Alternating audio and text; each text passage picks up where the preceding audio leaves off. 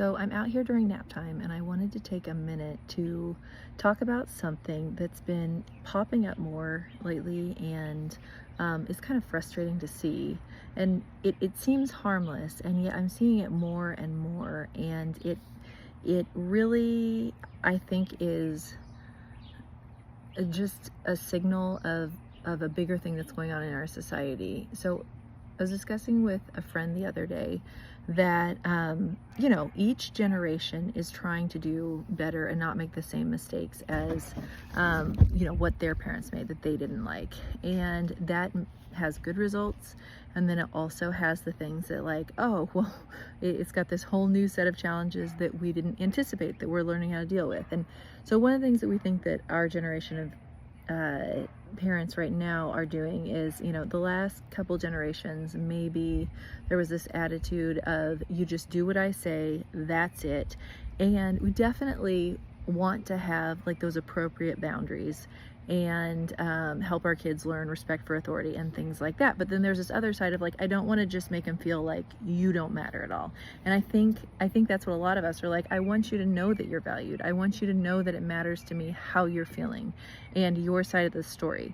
And I think that as we try to do more of that, like communicating value to our children, that we, like with anything, like we try to swing more one direction and we end up going too far. And we're seeing this as we have all of this reward systems going on, right? Like, oh, did you get a gold sticker? Did you get a green light on your report today? And it's all, while it is a good thing to have like communication between schools or caregivers and parents, it's like every day, like, I'm going to interact with you based on what someone else says about how you did. And your success or failure today depends on how someone else judges you. Like, it's basically what we're telling these kids every day.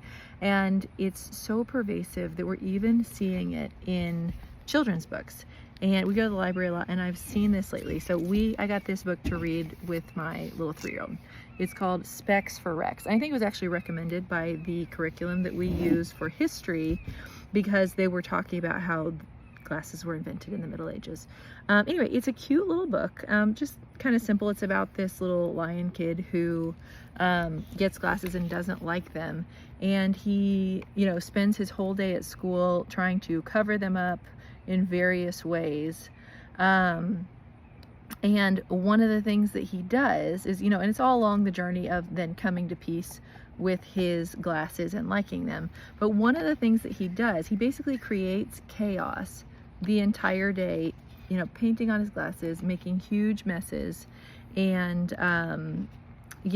just destroying the classroom because he's trying to hide these glasses, and he's walking around with stuff on his head.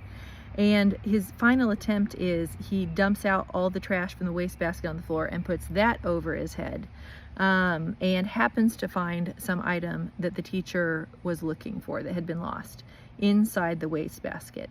And the teacher's response, which, obviously we all want to be super calm and compassionate as someone's like trying to work through whatever challenges they have. But her response, after he's basically created chaos the entire day, is, oh, way to go spotting this. I think that earns you a gold star. Those new glasses of yours must be working. And I'm just like, okay, could she not just say thank you? Hey, that's exciting. Even if she was like, do you want to pick out a sticker? Not like, obviously, because you have done well, you are now, you've earned my positive regard. You've earned this. If you do anything well, then you get a prize. And I see it so often. And even in, a church thing that we go to, my little girls were telling me that if they don't get 3 strikes, then they get to pick out a prize. And I'm thinking, I get maybe there's some kids in there that are having a harder time, and maybe they need to set that system up, one-on-one, to help these kids that are like facing some challenges are doing this. But my girls already know how to sit still, and I don't want them thinking that giving respect to the authority while they're leading them for an hour if they only do 2 bad things, entitles them to a prize, that's what they should have. And I see this more and more in just everyday things, kids books, what we're hearing about that's going on in schools, and I think it was 10-15 years ago, I was talking to a lady who at that point had already been a manager for a while, and she said, this new group that's coming in and getting hired for these full-time salaried jobs, they think that they need a bonus just for showing up at work. Like if they show up at work for a whole month on time, then they deserve a bonus or some kind of prize or reward. No, like it's a prize, it's a reward to have a job where you feel safe and valued and can provide for your family. And I'm seeing this all over. And whenever there's new versions of old things, so like the Daniel Tiger instead of the classic Mr. Rogers, or the new Scooby-Doo's. I don't let my kids watch anything that was made after like 1990.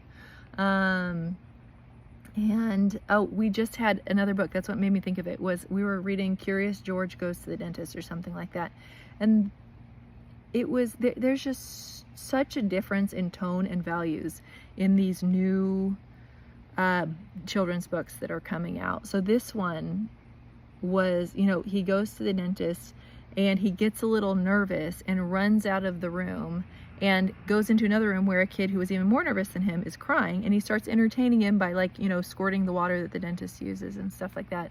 Makes a little bit of a mess, but calms the kid down. And when the dentist walks in, she says to him, and I'm trying to think in what world this is appropriate, and yet it's in a kid's book that's made today and mass produced, with under the character name that we've all trusted for decades. The dentist walks in and says, "You naughty monkey." And then she realizes after the mom of this boy says to her, "Oh, well, he's the only thing that would calm Tyler down." Then she says, "Oh, well, I guess you're right. I do have a lot of kids that are like needing." I'm thinking, in what world is it okay to call somebody naughty? It's okay to say like, "Oh my goodness, please clean up the mess you've made." That would be totally appropriate.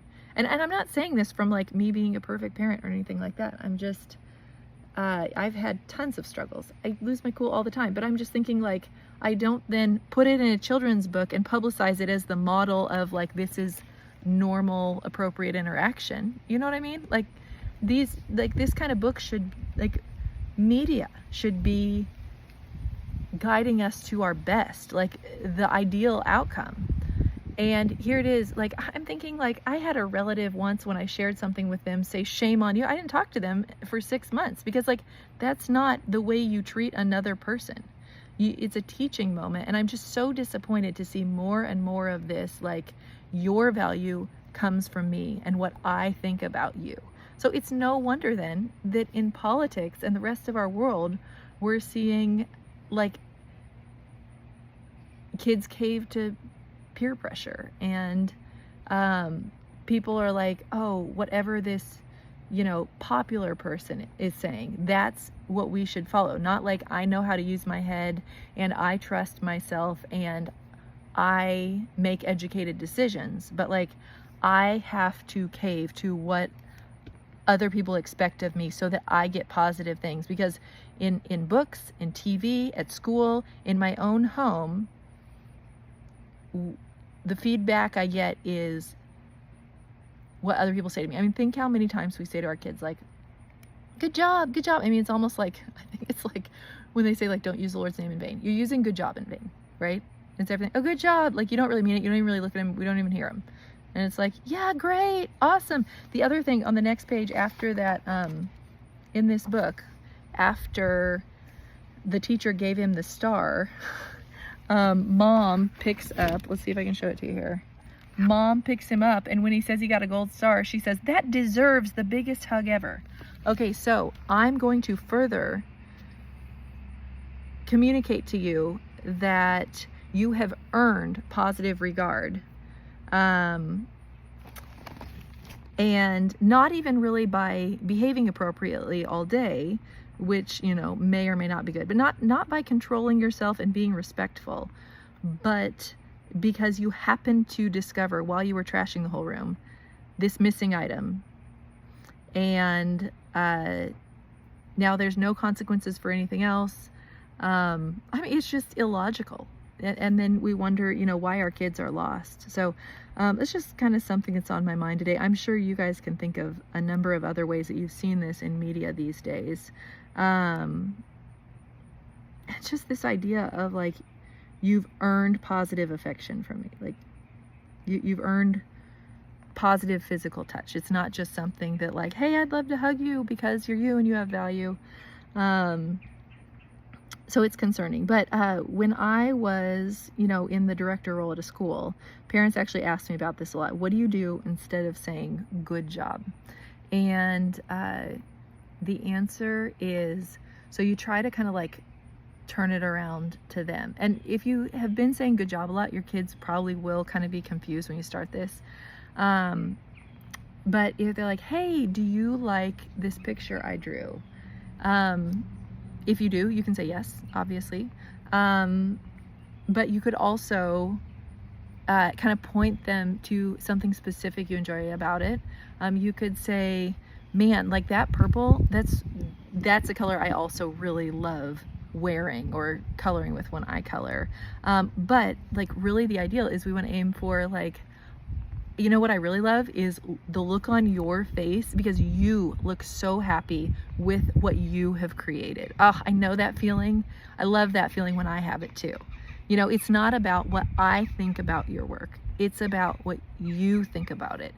Because ultimately that's how you build integrity. Integrity is doing the right thing, doing the best thing, even if no one else is looking, even if no one else is applauding you. I mean, we've all seen the memes where it's like a million people walking one direction at the fork in the road and one person is going this way. And we all need to develop that character that has us go this way, even when everyone else is going that way. And when we keep building into them, like pointing out to them how satisfied they are with their decisions, you know, like when my kids do a chore, I say thank you, but then I also say, oh man, like you really blessed your family through that. Like, isn't it like a great feeling in our hearts when we get to serve somebody? Do I nail this 100%? No, I mess this up all the time. But to answer the question that's been asked for me before, those are some ways you can do it. So hopefully this was kind of helpful for somebody. And obviously we're all on this parenting road together. I mean, it's a journey. I'm speaking to you with, a background in education and the experience of raising 5 children, but like, it's been rough. This is just a topic I'm thinking about right now. So, you guys have a great day.